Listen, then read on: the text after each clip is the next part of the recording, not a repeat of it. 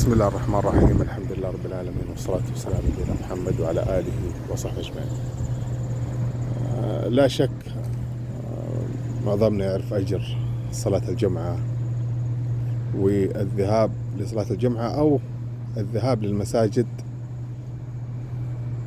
على الأقدام مشي، وهذه من الأمور اللي فعلا يغفل عنها كثير من الناس. فكثير من الناس يستخدم السيارة في الذهاب للمسجد أو لصلاة الجمعة.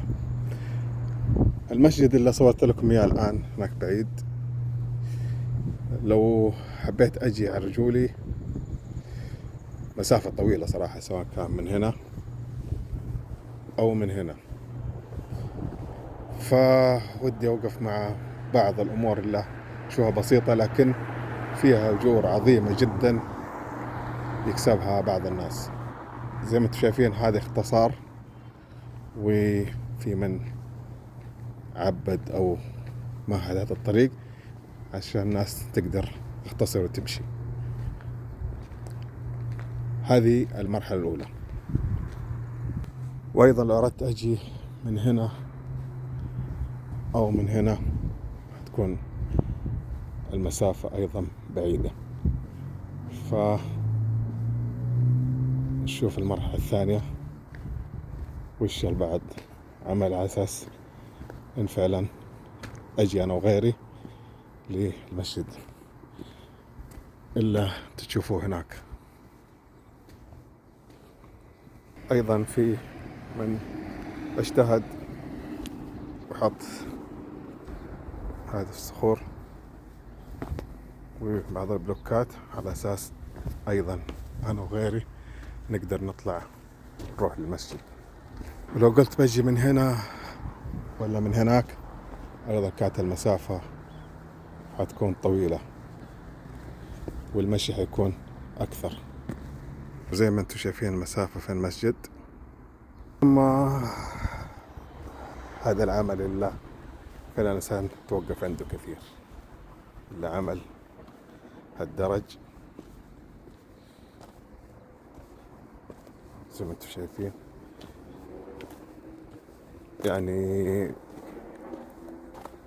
عمل صراحة.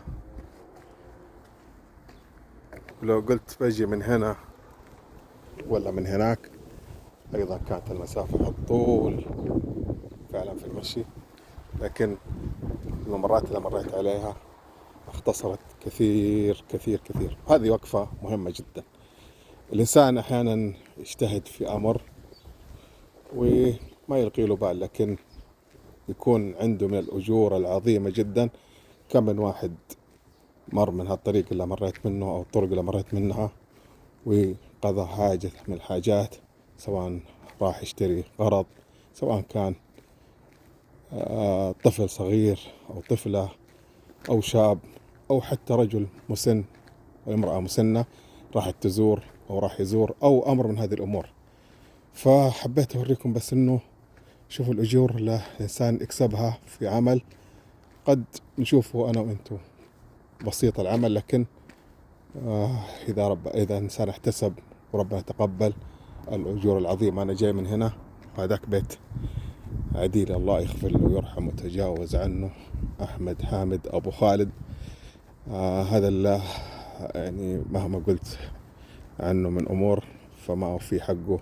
رجل مضياف في حياته، الآن أهله وأبنائه وأهله مضيافين، وأنا أشهد لهم الله بأمور عظيمة جدا. فنسأل الله سبحانه وتعالى يتقبله ويغفر له ويرحمه ويتجاوز عنه ويجعل في دسة من الجنة على ما قدم وعمل. فما نزكي الله أحد، لكن نحسب الله حسيبه إن شاء الله أنه على خير.